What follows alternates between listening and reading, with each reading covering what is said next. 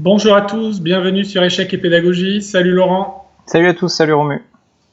Alors aujourd'hui, une tactique tirée de la partie entre Pereira avec les Blancs et Eldeps avec les Noirs, une partie jouée à Sao Paulo en 2000.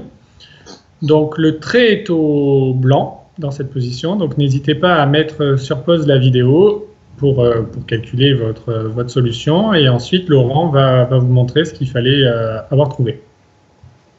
Exactement, alors avant de passer à la solution à proprement parler, comme d'habitude, on va s'interroger un petit peu sur cette position. On peut deviner les contours d'une sicilienne, peut-être d'un dragon, d'une Najdorf, peut-être plutôt d'un dragon d'ailleurs.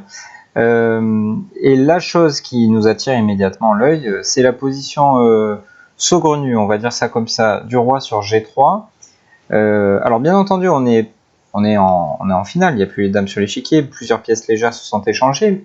Donc on peut penser que c'est une bonne idée d'activer le roi, mais là les noirs ont peut-être un petit peu poussé le bouchon trop loin, parce que ce roi finalement s'est tellement enfoncé dans le camp de l'adversaire qu'il ne peut plus en sortir, et il est quand même entouré de très nombreuses pièces blanches, et les pièces noires sont difficilement en mesure de venir lui rendre service. C'est-à-dire que dans la même position avec le roi posté n'importe où ailleurs, peut-être en F7 ou en C7, en D7, peu importe, les noirs n'auraient probablement pas de problème. On est vraiment dans une situation typique de la sicilienne et voilà, ce serait une position normale entre guillemets. Donc c'est vraiment le fait que le roi soit sur G3 qui doit nous intéresser, nous interpeller, et surtout c'est ce qui va constituer la stratégie des blancs désormais, c'est d'exploiter la position de ce roi.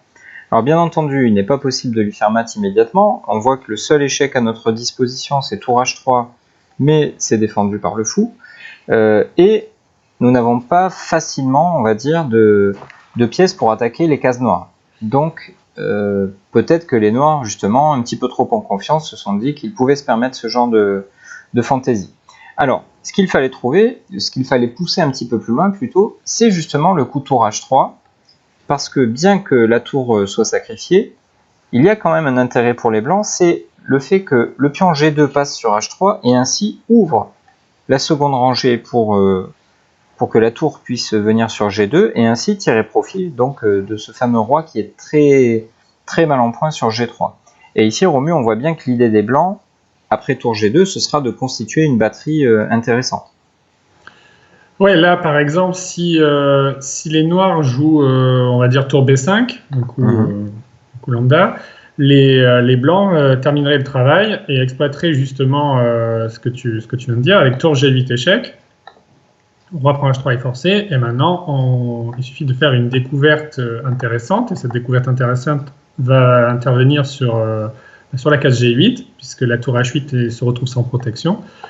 Et après roi bouge, on va juste encaisser la tour et gagner tranquillement avec notre pièce de plus. Exactement, ouais. Donc le problème le problème, c'est vraiment la non-protection, en tout cas dans l'immédiat, la non-protection de la tour H8. Ouais, c'est pour ça que dans la partie, il a joué donc le coup de tour H C8, pour que ces deux tours soient parfaitement défendues et justement éviter la perte de la tour sèche comme dans la variante précédente.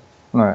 Donc une fois qu'on a mis en place cette batterie, tour G2 échec et roi H3, on n'a pas de découverte satisfaisante. Et bon, le roi H3 est toujours aussi mal en point malgré tout, donc il faut pas baisser les bras. C'est pas parce qu'une tour vient de se faire défendre que notre stratégie était mauvaise.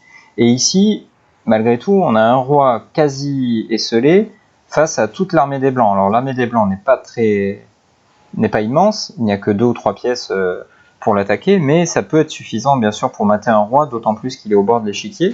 Et ici, le petit coup, entre guillemets, qu'il fallait avoir trouvé, c'est le coup roi F2. Alors Romu, en quoi est-ce que ce roi F2 est décisif? Alors roi F2, on a envie de faire une découverte, mais on la garde un peu sous le coude et on essaie de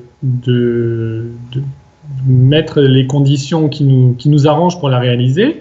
Et en faisant roi F2, l'idée c'est que l'on menace un mat en 2 coups, qui est imparable d'ailleurs, en jouant tour G3 échec. Le roi serait obligé d'aller sur H2.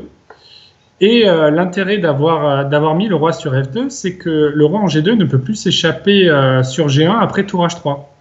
Alors on va montrer ça. Donc Par tour exemple, G3, oui. double échec. Donc le premier intérêt, on a défendu notre tour, puisque Bien sûr. précédemment elle aurait été prise par le roi, bien sûr. Et donc après roi H2, comme tu viens de nous dire, tour H3 permet de faire mat. Et effectivement, le deuxième intérêt du roi sur F2, après avoir permis l'arrivée de la tour sur G3, c'est d'interdire la cachette en G1 pour le roi noir. Et on constate qu'après roi F2, je reviens un petit peu en arrière, on constate qu'après roi F2, les noirs sont totalement impuissants face à cette menace parce que on ne peut pas empêcher finalement le double échec, et on sait que ce double échec, c'est souvent une arme totalement décisive et un petit peu l'arme fatale finalement aux échecs. Hein. Oui, parce que l'intérêt de faire un double échec, c'est que ça force le roi à bouger. Il n'y a pas d'autre moyen de faire un double échec, pardon. La seule façon, c'est de bouger le roi. Et là, en faisant tour G3, on force le roi à monter encore un peu plus et à venir s'enterrer en H2. Et après tour H3, c'est la fin de son périple. On ferme le cercueil, ouais, tout à fait. Donc ce qu'on peut retenir finalement, excuse-moi je te coupe avant que tu conclues, c'est que attention à cette règle d'activer le roi dans la finale, parce que bien qu'il y ait beaucoup moins de pièces sur l'échiquier, il existe toujours des possibilités de se faire mater malgré un très faible nombre de pièces sur l'échiquier, de matériel sur l'échiquier, et donc il faut jamais perdre de vue que le but du jeu c'est de faire mat, et il faut surtout pas se faire mater justement. Oui, tout à fait. Et effectivement, il faut trouver la limite entre l'activation du roi et le suicide. Et le suicide. Donc là, visiblement, le joueur avec les noirs avait préféré la seconde solution, mais attention à ça. Ouais. Quand vous voyez que votre roi commence à manquer de cases de fuite, mettez le pied sur le frein. Donc merci Laurent pour ces explications très claires. On espère que cette vidéo vous aura plu. N'hésitez pas à la liker, à la partager autour de vous si c'est le cas. Abonnez-vous à la chaîne si ce n'est pas déjà fait. Et on vous donne rendez-vous dès demain pour une nouvelle vidéo. Au revoir. Au revoir à demain.